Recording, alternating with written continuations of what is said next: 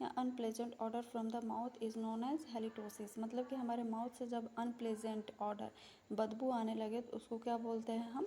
Halitosis बोलते हैं। इसका काउजेस क्या क्या हो सकता है? Certain disease such as pyorrhoea, मतलब हमारे टिप में पायरिया हो जाए, डेंटल कैरी मतलब हमारे दांत सड़ने गलने लगे उस कंडीशन में, and chronic inflammation in the nose, अगर हमारे नोज़ में क्रोनिक इन्फ्लेमेशन है, बहुत लंबे टाइम से इन्फ्लेमेशन है तो, और थ्रोट एंड साइनस में भी इन्फ्लेमेशन है तो हमारे माउथ से क्या आएगा? अनप्लेजेंट ऑडर आने लगेगा।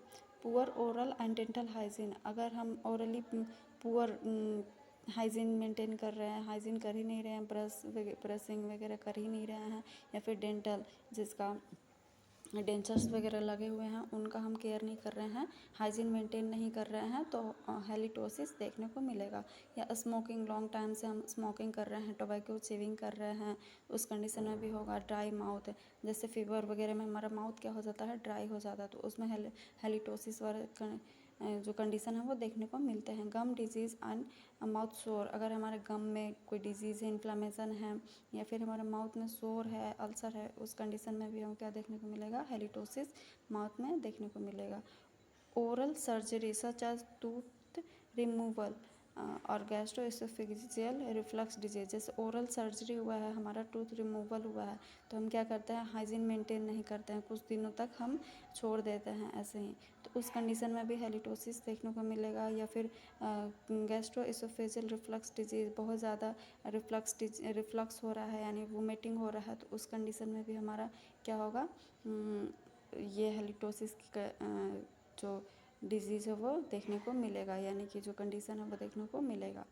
इसका मैनेजमेंट में क्या क्या करेंगे हम? Identify the underlining causes and treat it, मतलब कि जितने भी ये ऊपर हमने काउजेस पढ़ा है उसको अंडरलाइन करेंगे, उसको ध्यान में रखेंगे और सारे को ट्रीट करेंगे, उसके सिम्टमेटिक ट्रीटमेंट प्रोवाइड करेंगे।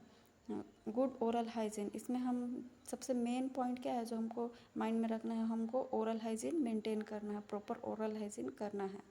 Treatment of dental disease such as the pyorrhoea dental caries, मतलब कि हमको अगर डेंटल डिजीज़ है, क्योंकि वो भी तो ओरल कैविटी में है, जैसे पायरिया वगैरह हो गया या डेंटल कैरीज, दांत सड़ने गलने लगे, तो उसको भी हमको ट्रीटमेंट करना है एंड उसका हाइजीन मेंटेन करके रखना है।